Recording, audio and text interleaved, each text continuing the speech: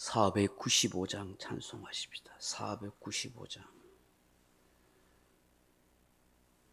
496장입니다. 찬송가 496장 같이 496장 찬송하십시다. 새벽부터 우리 사랑함으로써 저녁까지 씨를 뿌려봅시다. 열매 차차 익어 곡식 거둘 때에 기쁨으로 단을 거두리로다. 거두리로다. 거두리로다. 기쁨으로 단을 거두리로다. 거두리로다. 거두리로다. 기쁨으로 단을 거두리로다. 비가 오는 것과 바람 부는 것을 겁을 내지 말고 뿌려봅시다. 일을 마쳐 놓고 곡식 거둘 때에 기쁨으로 단을 거두리로다. 거두리로다. 거두리로다. 기쁨으로 단을 거두리로다. 거두리로다. 거두리로다. 기쁨으로 단을 거두리로다. 씨를 뿌릴 때에 나지 아니할까 염려하며 심히 애탈지라도 나중 예수께서 칭찬하시리니 기쁨으로 단을 거두리로다. 거두리로다. 거두리로다. 기쁨으로 단을 거두리로다. 거두리로다. 거두리로다. 기쁨으로 단을 거두리로다. 아멘. 하나님 말씀 같이 보십시다. 하나님 말씀 사도행전 16장 4절로 5절 말씀 같이 보겠습니다.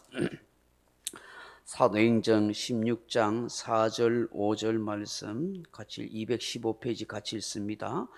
여러 성으로 다녀갈 때에 예루살렘에 있는 사도와 장로들이 작정한 규례를 그들에게 주어 지키게 하니 이에 여러 교회가 믿음이 더 굳건해지고 수가 날마다 늘어가니라.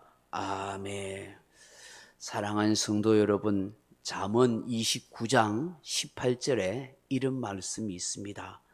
묵시가 없으면 백성이 방자히 행하거니와 율법을 지키는 자는 복이 있느니라. 그렇게 말씀합니다. 여기 묵시라 하는 말은 하나님이 계시해 주시는 말씀을 말합니다. 방자히 행하다 하는 말은 파라라는 말인데 떠나게 되다, 멸망하다, 발가벗기다, 자제력이 부족하다 하는 뜻입니다.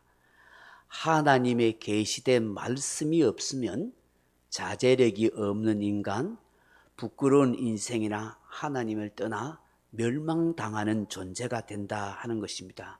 그러나 토라, 하나님의 말씀이 있는 사람은 복이 있다고 하십니다.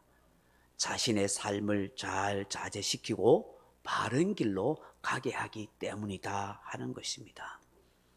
이제 바울과 동역자들은 홀가분한 마음으로 아주 자유롭게 마음대로 기분 좋게 복음을 이곳저곳 다니면서 전할 수 있게 되었습니다. 그리고 교회를 세웁니다. 더 이상 교리 문제나 신앙적인 문제로 갈등이나 논쟁을 할 필요가 없게 되었기 때문입니다. 예루살렘 총회 합의하에 분명하고도 확실한 신앙 기준을 정해 놓았고 세웠기 때문입니다. 그렇기 때문에 어디에 가든지 이 사실을 분명하게 이야기하고 그렇게 가르쳐 주게 된 것입니다. 본문 4절 다시 보세요.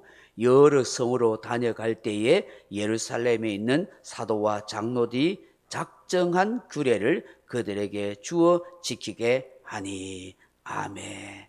여기 작정한 규례가 무엇입니까?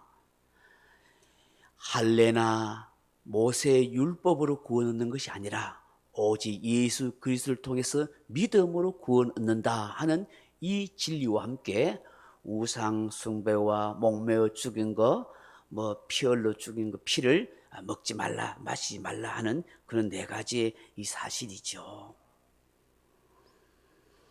예루살렘 총회가 결정된 이 올바른 신앙 기준을 딱 전해주면서 그렇게 이제 복음을 전한 것입니다.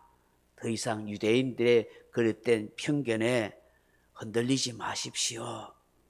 이런 올바른 신앙을 이제 가지면서 열심히 신앙생활 하십시오라고 그렇게 말해 준 것입니다.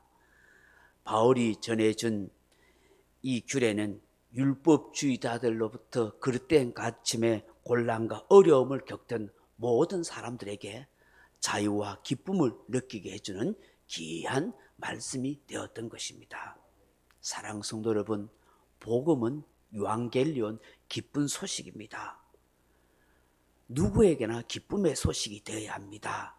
생명의 말씀이 되어야 합니다. 자유케 하는 것이 복음인 것입니다. 사단 마귀로부터 자유, 얽매이고 있는 죄로부터의 자유, 그리고 율법의 정죄로부터의 자유, 더 나아가 신앙생활을 옥죄게 하는 모든 전통으로부터 자유인 것입니다. 그렇습니다. 바울 일행이 전한 것은 그리스도의 자유의 복음이었습니다. 그러므로 율법에 의해서 구속되거나 억압받을 필요가 없다. 이제 참된 해방감과 자유의 기쁨을 맛보면서 찬양하며 그렇게 살아가도록 한 것입니다. 진실된 삶의 방향을 찾지 못하고 어둠 속에 헤매던 그들에게 진리의 빛이 비친 것입니다. 이제 이방인과 유대인 간의 차별이나 차이점도 없어지고 오직 그리스도를 믿음으로 한 형제 한 자매로 누구나 구원받을 수 있는 그런 사람이 된 것입니다. 형식적인 것보다는 내적 신앙을 강조하는 복음에 의해서 교회가 세워지고 날마다 더욱더 믿음이 굳건해지며 많은 성도의 수가 많아지게 되었다. 그렇게 말씀하고 있습니다. 오늘 이 새벽에 우리가 이 말씀을 통해서 깨닫게 되는 것이 무엇일까요? 바른 신앙, 바른 교리 위해서 성도의 믿음이 굳건하게 되고 교회가 평안해진다는 사실입니다. 오늘날 이렇게 다양한 종파가 있고 각종 이단이 난무하는 것도 바른 신앙, 바른 교리로 하나 되지 못하고 가르쳐주지 못했기 때문입니다. 지금 어떻게 할 수 없는 상황이지만 모든 그리스도인, 특히 이단에 빠진 사람들이 바른 신앙, 바른 교리를 배우고 깨달아 주께로 바르게 돌아오게 해달라고 우리는 기도해야겠습니다. 두 번째로는 바른 신앙의 기준이 성도들의 믿음을 더 굳건하게 한다는 사실입니다. 여기에 굳건하다, 오늘 5절 말씀 다시 보십시오. 이에 교회가 믿음이 더 굳건해지고 수가 날마다 늘어가니라 했습니다. 이 믿음이 굳건하다는 말이 스테레오 하는 말인데 확고하게 하다, 확립하다, 강하게 되다 하는 뜻입니다. 흔들리지 않는 그 굳센 믿음의 교회와 성도가 된다는 것입니다.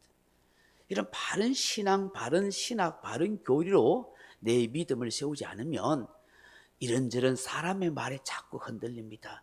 조그만 것에서 상처받고 시험 들기 쉽습니다.